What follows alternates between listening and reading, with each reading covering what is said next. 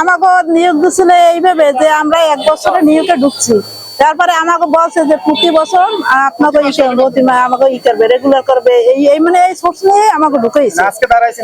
আজকে দাঁড়াইছি আমাকে বেতন পিছনের বকেয়া বেতন আমাকে পরিশোধ করে দেবে, আর আমাকে চাকরিটা আমাকে রেগুলার করে দেবে। আমরা ঈদে কুরবানিতে একটা বোনাস পাই না, কিছু পাই না, আমরা ছেলে মেয়ে নিয়ে অনেক কষ্ট পাই।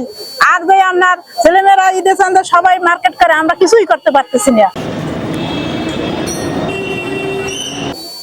আমরা 22 মাসের বেতন পাই না, চাকরি করতেছি অনেক বছর ধরে, কিন্তু বেতন ঠিক মতো পাই না আমরা। তাই আজকে অনেক কষ্টে দাঁড়াইছে, আমাদের সংসার অনেক কষ্ট চলে, 2টা বাচ্চা আছে। এই জন্য আমরা চাইতেছি যে আমাদের বেতনটা অতি দ্রুত দিয়ে দেব। আমরা